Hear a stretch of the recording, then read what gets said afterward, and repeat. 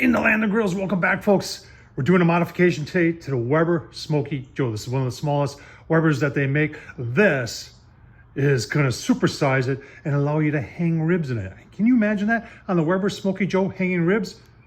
Let's get started. You're looking at this and saying, what the heck is that? Where'd you get that? Well, this is from Walmart, and I'll leave the link down below. This is a 32-quart tamale and seafood steamer. And I'm not the first one to try this. Other people have done this. And this is just going to be my variation as to how I think this will work and work well for you. So let's take a closer look at the tamale and seafood steamer. And then I'll talk to you about how I'm going to modify it and show you how we're going to do it. All right, someone's going to ask, what's the height of this tamale pot? And you can see it's 23 inches and it is 14 across. The kettle lid fits nice and tight on here. It is just a tad bit loose on the bottom. It does hit that ridge.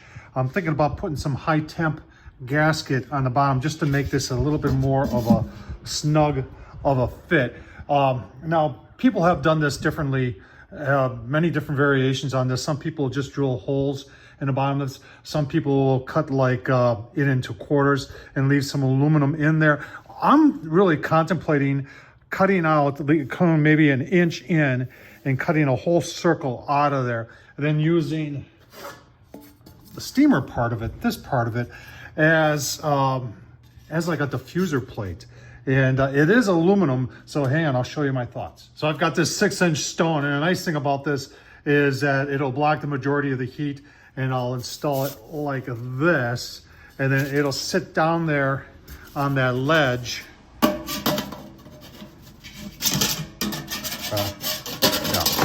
Sit down on that ledge like that, and this will help give some thermal mass to the grill.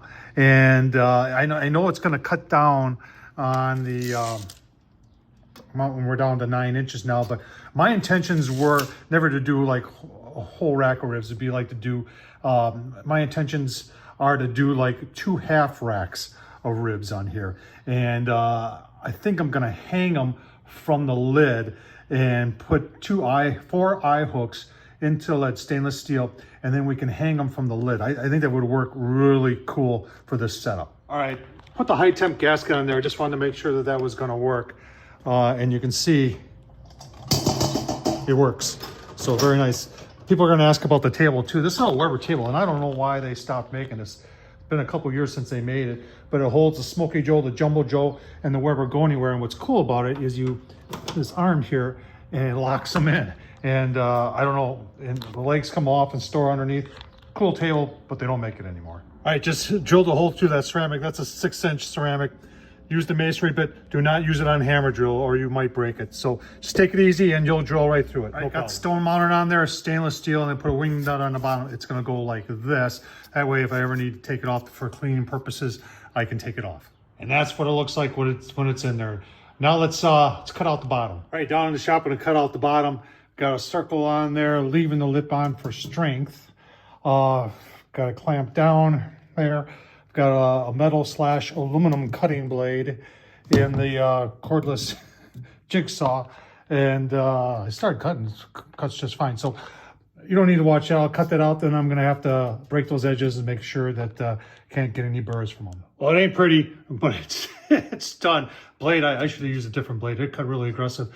But took the old Bauer grinder there, everything around it over, no burrs, so that's all we were looking to accomplish.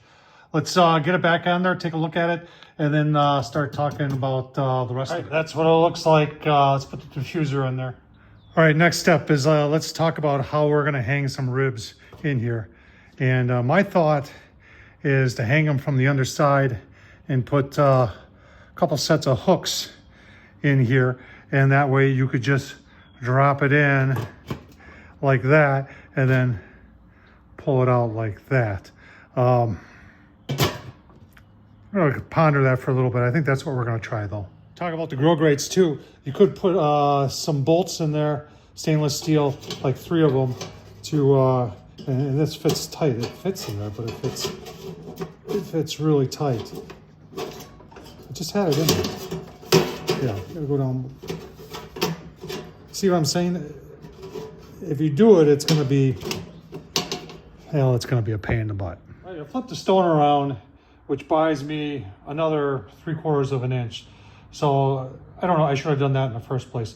But now I got the stone and the steamer section of it, which is going to act as my diffuser where they... All right, so there's the cover to the tamale part. We could always put hooks in there and use it that way. But the reason I want to use the Weber lid is because it buys me like almost 3.5 inches more height. And height is what I need. So it's off to the hardware store. Back down in the shop. So I got some, what do these called? Eye bolts, yes. They are not chrome though, they're just regular steel. A little long, I'm gonna have to cut them off. Say they're rated at 40 pounds, that'll be fine. The theory is these are gonna hang from the grill there, and I'm gonna cut them off, have a nut on the bottom, and then I found some nice chromy acorns. So we're gonna have chrome on the outside, so it'll look nice.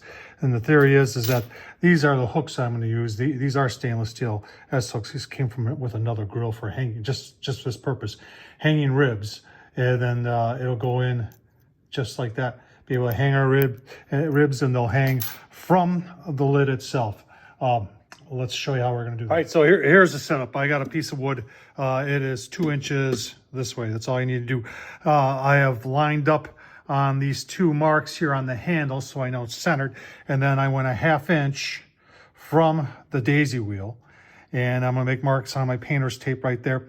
Then I'll use my scratch awl to get the hole marked, and then we'll drill it. And then we'll do the same thing on the other side. That way everything will match up, where I'll line it up.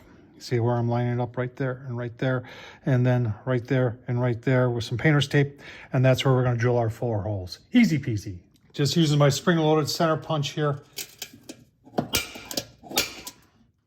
Now let's drill. All right, that's what it looks like. I did deburr on the inside. Now take the shop vac, clean up very good, so you get all the metal out of there, so you can get nothing in your food. Now you are gonna have a little bit of your porcelain, a little chippy. If you wanna touch it up with some black enamel, go right ahead. The acorn's gonna hide that, and over time, if you're doing some cooks on it right away, grease will get up in there, and it'll be fine anyway. So let's, we gotta cut down our eye bolts there and get them installed.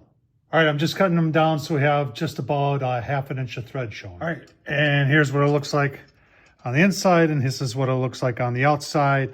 The vents fully closed. They open, well, they open just about all the way.